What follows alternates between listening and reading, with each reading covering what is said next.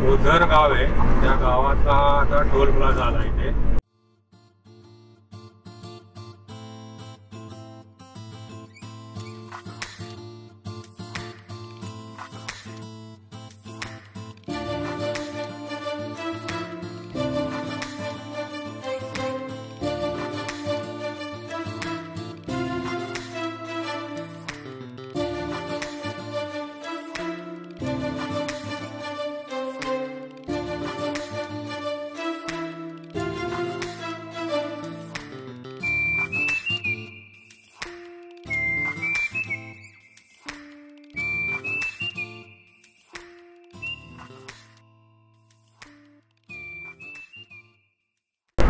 आता आपण ओरोस गावात होतो. कलेक्टर ऑफिस वगैरे सगळं इथे ओरोसमध्ये. एक काळ असा होता की ओरोस नगरी बांधून तयार होती, पण तिथे कुठल्याही प्रकारचे ऑफिसेस शिफ्ट न झाल्यामुळे कित्येक वर्ष ते बांधकाम तसंच पडून होतं. सिंधुदुर्ग जिल्हा झाला, त्याची मुख्यालय सगळी तिथे आणायची म्हणून प्लॅनिंग झालं आणि अतिशय चांगली रचना करून त्या बिल्डिंग तिथे उभ्या झाल्या. पण दुर्दैवाने काही वर्ष तिथे काहीच हालचाल झाली नाही. पण नंतर मात्र आता सगळी मुख्यालय वगैरे ओरोसमध्ये शिफ्ट झाली. त्या ओरोस सिंधुदुर्ग जिल्ह्याचं मुख्यालय, जिल्हाधिकारी कार्यालय, त्याच्यानंतर पोलीस अधीक्षक कार्यालय आणि बाकीची सरकारी कार्यालय ही सगळी ओरोसमध्ये.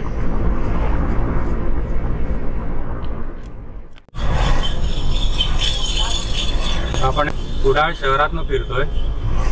कुडाळ शहरातला एक मोठा पेट्रोल पंप आहे, जुना पेट्रोल पंप आहे. नवीन सुद्धा झालेले असतील, मला माहिती नाही तेवढं. आणि असेच पूर्वीचे छोटे रस्ते तसेच राहिलेत अजून. कारण शहरामध्ये तसं रस्ता रुंदीकरण करणं वगैरे शक्य होत नाही. दाटीवाटीने सगळी गावातली वस्ती असते, त्याच्यामुळे तिथे रुंदीकरण पटकन करता येत नाही.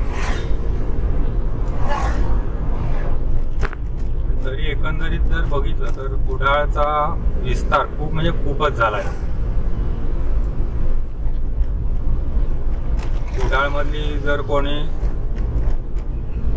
व्हिडिओ बघणारे असतील त्यांनी कमेंटमध्ये नक्की सांगावं त्यांना काय बदल जाणवतोय.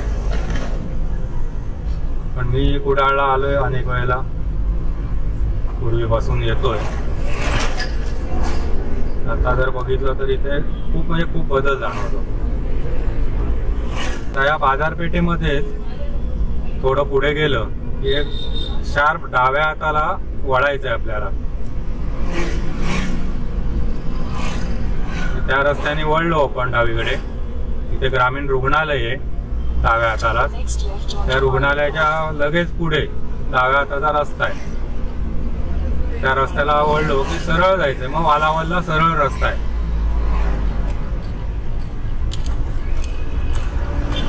हा बघा, आपण इथे टर्न घेतला आणि आता साधारण पुढे 3.5 किलोमीटर वालावल आहे. तसंच पुढे गेलात तर पुढे मालवण लागेल. आंगणेवाडी, मालवण हे सगळं तिथूनच पुढे येतं. पण आपल्याला वालावलला जायचंय. रस्त्याचं आता नवीन डांबरीकरण झालेलं आहे. पण पूर्वीचा रस्ता बघा, अगदी छोटे रस्ते, दोन्ही बाजूनी झाडी. पूर्वीची कौलारू घरं होती, काही अजून राहिली आहेत, काही पाडून झाली.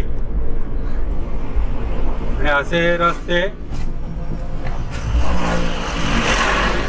खेड्यांमधनं तुम्हाला भरपूर बघायला मिळतील. आणि विशेषतः सिंधुदुर्गामध्ये जर तुम्ही आलात तर सिंधुदुर्गातले असे रस्ते अजून कायमचे टिकून आहेत. रत्नागिरीपेक्षा बहुतेक इकडे आज तापमान जास्त आहे. आणि बाहेरचं तापमान तो 33 डिग्री दाखवतोय. काय ते रेल्वेचा पूल आहे, कोकण रेल्वेची जाते, ती या पुलावरून जाते.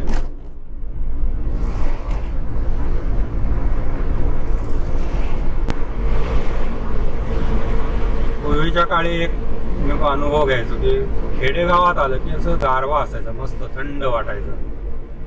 आम्ही त्यावेळी काय म्हणायचो, इकडे झाडी आहे भरपूर म्हणून गारवा भरपूर आहे.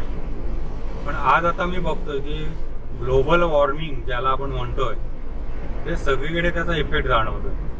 एक खेडेगावात एवढी झाडी असून सुद्धा टेम्परेचर जास्त आहे. एवढ्या गर्द झाडीतनं आपण फिरतोय पण बाहेर टेम्परेचर तो 33 डिग्री दाखवतोय. अर्थात संध्याकाळनंतर गारवा पडतो पण दुपारचं टेम्परेचर हे 33 म्हणजे तसं बघायला गेलं तर जास्तच आहे. ओझोन लेअर कमी व्हायला लागलाय. त्याच्यामुळे सूर्याचे जे अतिनील किंवा अल्ट्राव्हायोलेट रेज डायरेक्ट येत आहेत ते फिल्टर होत नाहीये. ओझोन लेअर जेवढा स्ट्रॉंग असेल तेवढं ते फिल्टर होतं आणि सूर्याच्या उष्णतेची तीव्रता कमी होते. पण आता तो ओझोन लेअरच गायब व्हायला लागलाय. त्याच्यामुळे आपल्याला जाणवत असेल की हीट प्रचंड वाढली आहे. शेवटी मनुष्यच निसर्गाचा मोठा शत्रू बनलाय. त्यामुळे निसर्ग स्वतःहून काय करू शकत नाही. या गोष्टींमध्ये आपणच काय इनिशिएटिव्ह घेऊन कंट्रोल करण्याचा प्रयत्न केला तरच पुन्हा टेम्परेचर थोडंसं मेंटेन होऊ शकतं. नाहीतर हे टेम्परेचर असंच वाढत जाणार. आणि काय म्हटलं तरी पुढच्या पिढीला याचा फटका 100% बसणार. आता इथे डावीकडे आपल्याला वळायचंय.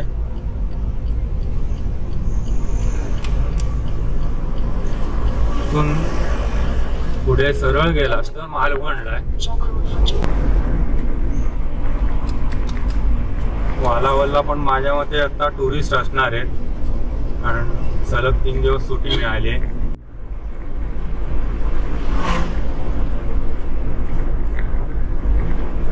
हे जे रस्ते असे नागमोडी मला ड्रायव्हिंग करायला अतिशय आवडतं. भले तुम्हाला स्पीड जास्त घेता येत नाही पण या रस्त्यांवरती ड्राईव्ह करायला खरंच मजा येते.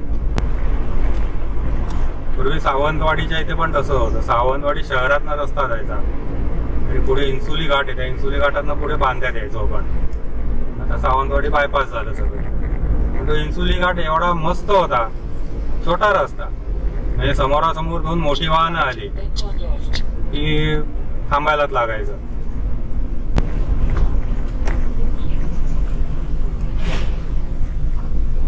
आता इथे आपण वालावलला आलेलो आहोत. वालावल मंदिरला. लक्ष्मीनारायण मंदिर वालावल. पण इथे आज गर्दी दिसते बऱ्यापैकी. गाडी लावायला जागा कुठे मिळते का बघायची. सगळं पॅक झालंय.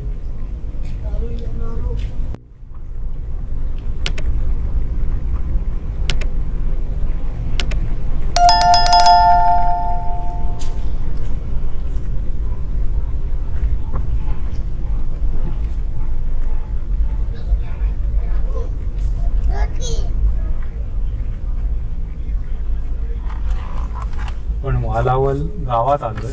मंदिर पाठी आहे.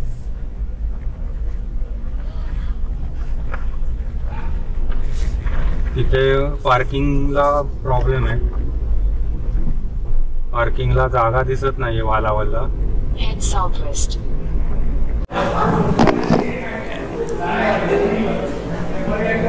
नमस्कार. आता आपण इथे वालावल येथील लक्ष्मीनारायण मंदिरामध्ये आहोत. मंदिराचा हा बाहेरचा मंडप पूर्वीच्या देवळांचं वैशिष्ट्य. अशाच प्रकारचे मोठे मंडप असतात. लाकडी मंडप. कार्यक्रम वगैरे किंवा ग्रामसभा अशा मंडपांमध्ये घेतल्या जातात. इथून थोडंसं वर चढून गेलं की मग देवाची घुमटी येते. देवाची प्रतिष्ठापना नेहमी उंचावर असावी असं म्हणतात. इथे सुद्धा बघा सगळं लाकडी बांधकाम केलेलं आहे. जुन्या काळातलं बांधकाम आहे.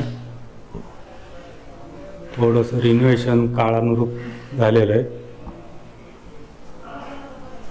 मंडपाच्या बाहेर नेहमी असलेला कासव. त्याला नमस्कार करून आपण पुढे जातोय.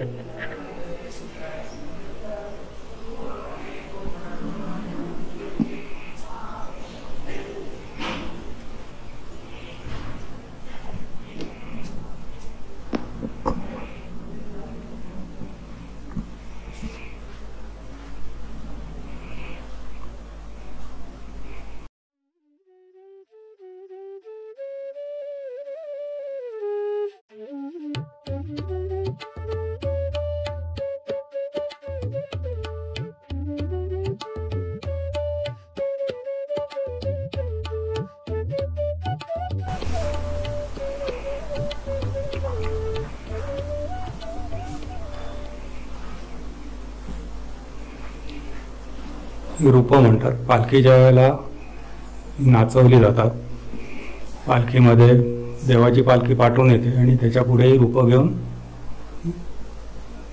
पालखीची मिरवणूक जाते.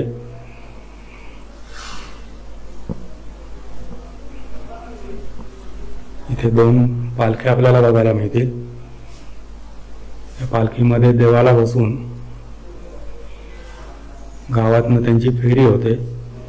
लोकांच्या दारापर्यंत पालखीतून देव जातात, देवदर्शन होतं.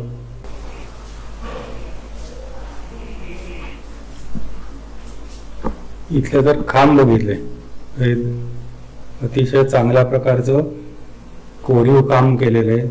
मूर्त्या कोरलेल्या आहेत, वेगवेगळ्या प्रकारचे डिझाईन्स आहेत. अशा प्रकारचे कोरीव काम केलेले खांब आहेत.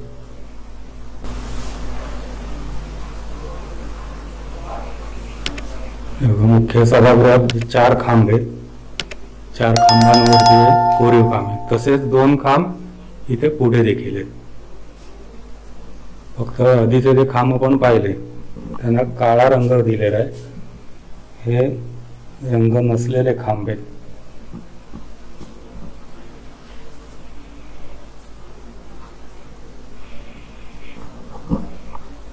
या ठिकाणी वरती सुद्धा तुम्ही बघू शकता अत्यंत सुबक असं कोरीव काम लाकडामध्ये केलेलं आहे. दिसायला एवढंसं दिसतं, पण त्याच्या मागे प्रचंड म्हणजे प्रचंड मेहनत असते. ते सापाची नक्षी कोरलेली तुम्हाला बघायला मिळेल.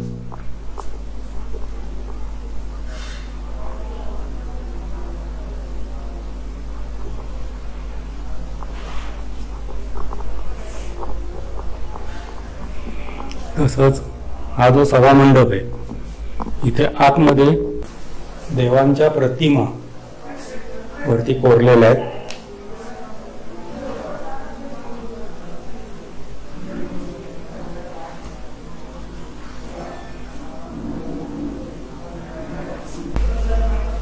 सगळं लाकडातलं कोरीव काम आहे आणि छताला सगळ्या प्रतिमा बसवलेल्या आहेत.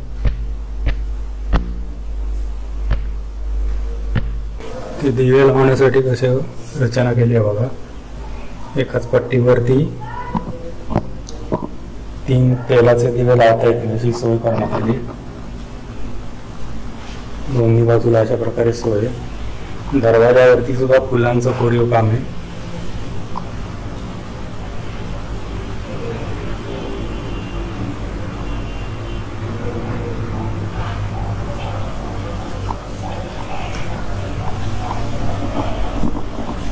इथे सुद्धा सगळं लाकडात कोरीव काम केलेलं आहे.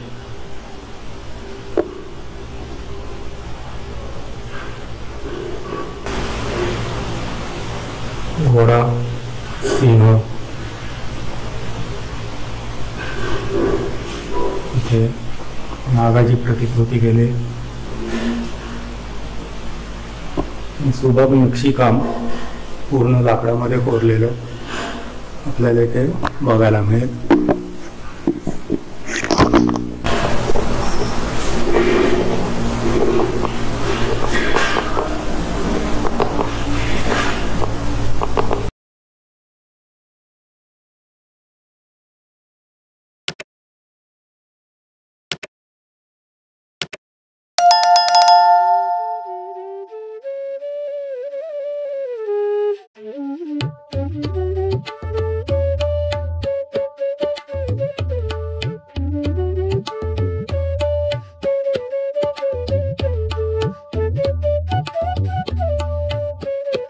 समोरून गाभाऱ्यामध्ये प्रवेश करतो.